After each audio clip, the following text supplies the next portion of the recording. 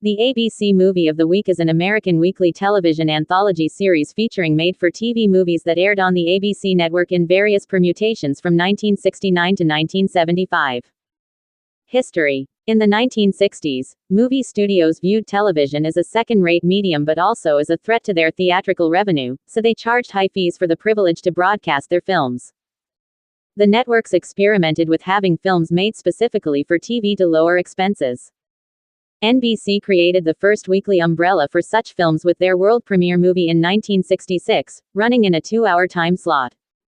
Until the late 1960s, ABC ran a distant third behind rivals CBS and NBC, leading to jokes about it coming in fourth among the three networks or about its acronym meaning, Almost Broadcasting Company. Desperation and a looser corporate structure allowed ABC to consider plans that the other two networks would not.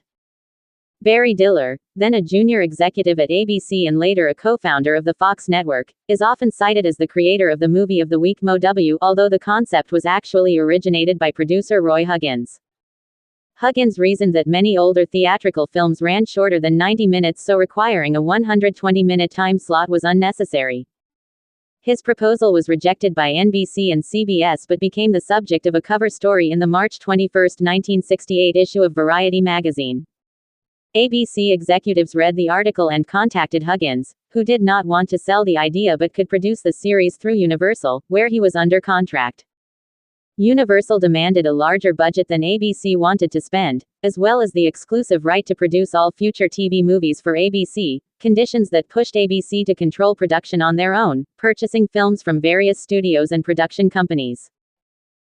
As the Variety article had effectively placed the concept into the public domain, ABC continued to develop it without Huggins' permission or involvement. 2. ABC consoled Huggins by allowing him to produce several films, including The Young Country, precursor to Alias Smith and Jones. Michael Carroll repeated the claim in his book The ABC Movie of the Week Companion, a loving tribute to the classic series, that the Movie of the Week was Diller's idea. 3. But this was based on hearsay. The shorter format allowed a smaller budget than 2-hour TV movies. At $350,000 per film, it was less than half the budget of NBC's world premiere movies. It featured the work of producers like Aaron Spelling, David Wolper and Harve Bennett, all of whom later developed hit series of their own, and was produced by different production companies such as Bing Crosby Productions and the network's own ABC Circle Films. Spelling was particularly prolific, producing films under his own credit as well as through Spelling Goldberg Productions and Thomas Spelling Productions, partly owned by Danny Thomas. The MOW provided ABC with a ratings hit and, along with Monday Night Football, helped establish the network as a legitimate competitor to rivals CBS and NBC. The films themselves varied in quality and were often escapist or sensationalistic in nature. Suspense, horror and melodrama were staples, but some were critically well received. For example, Duel, 1971, based on a Richard Matheson short story from Playboy, was director Steven Spielberg's first feature film, catapulting his career and enabling him to move from television to theatrical films. ABC earned 4 Emmys, a Peabody Award and citations from the NAACP and American Cancer Society for an airing of Brian's Song in 1972. The 1971-72 season of the series finished as the 5th highest-rated series of the year. The series was documented by Michael Carroll in his 2005 book, The ABC Movie of the Week Companion, a loving tribute to the classic series, which was updated in 2008, ISBN 1-60528-0232, and by Michael McKenna in the ABC Movie of the Week, Big Movies for the Small Screen. Time slots. The MOW originally aired on Tuesday nights at 8:30 p.m. Eastern, 7:30 p.m. Central. Established series The Mod Squad acted as a lead-in from 7:30 to 8:30, bringing the younger demographic. The shorter running time of the film freed the 10 p.m. time slot for a full 60-minute program, initially Marcus Welby, M.D. during the first season. Starting earlier at 8:30 could also prevent viewers from switching to competing movies at 9 o'clock. Beginning with the 1971 season, ABC added a second MOW on Saturday night and adjusted the titles of the shows to the Movie of the Week and Movie of the Weekend. The following season, the Saturday installment was moved to Wednesday night, and the titles were adjusted to Tuesday Movie of the Week and Wednesday Movie of the Week.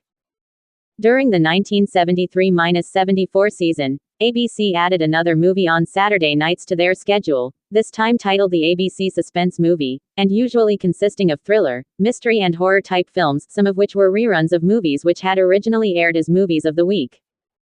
Title sequence. The title sequence was designed by Harry Marks IV and animated by Douglas Trumbull using the slit scan process that he had created for 2001, A Space Odyssey. The accompanying theme music was an orchestral version of Nikki, a song composed by Burt Bacharach and named for his daughter. The theme was chosen by Marks and arranged by Harry Betts. 4. Over the music was narration voiced by Dick Tufeld. The movie of the week. Presenting the world premiere of an original motion picture produced especially for ABC, or, for the movie of the week, in some seasons. That would be followed by a promotional teaser for the movie.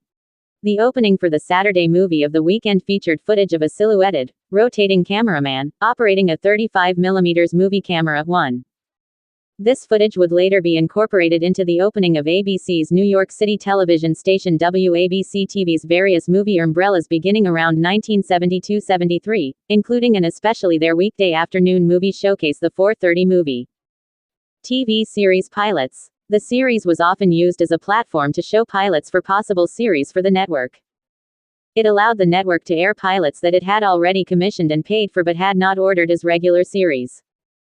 As well, pilots that had already been sold as ongoing series or were being tested, such as Kung Fu, The $6 Million Man, Starsky and Hutch, Longstreet, Toma, Alias Smith and Jones and Get Christy Love. Premiered here and returned on the regular schedule after minor to major alterations to the premise and/or cast. Other programs are sometimes mistakenly believed to have aired under the Movie of the Week banner. Marcus Welby, M.D., for example, premiered after 7 in Darkness and was the lead out for the Tuesday installment.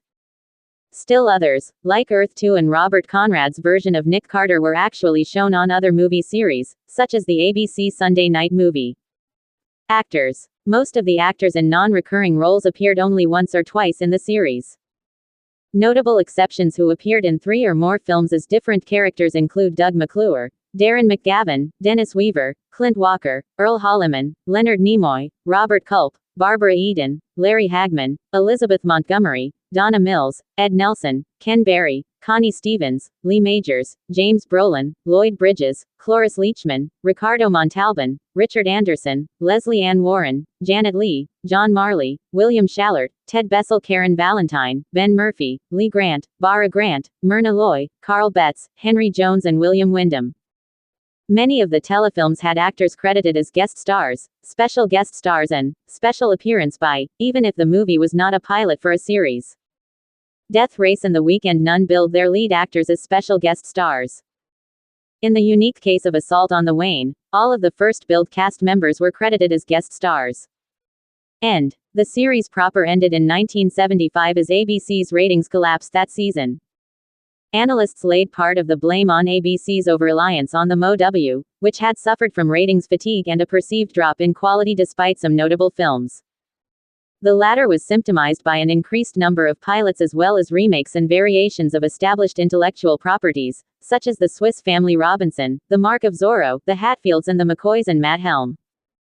5. After that, ABC's made-for-TV movies were aired either as standalone specials or shown in time slots that included both original and theatrical movie presentations, notably the ABC Friday Night Movie and the ABC Sunday Night Movie. The Tuesday Movie of the Week would later be incorporated as part of ABC Late Night, a replacement of ABC's Wide World of Entertainment that ran from 1976 to 1982. The late-night version would mainly feature repeats of movies, both made for television and traditional theatrical releases, that were previously seen on ABC and other networks. ABC continued to premiere new TV films on Sunday nights in primetime until 2005.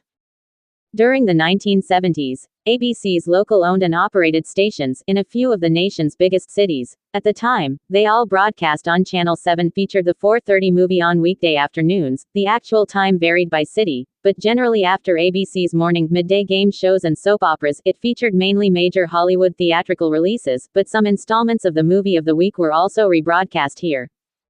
In the mid-1970s, a number of the films were rebroadcast on the CBS Late Movie. 6.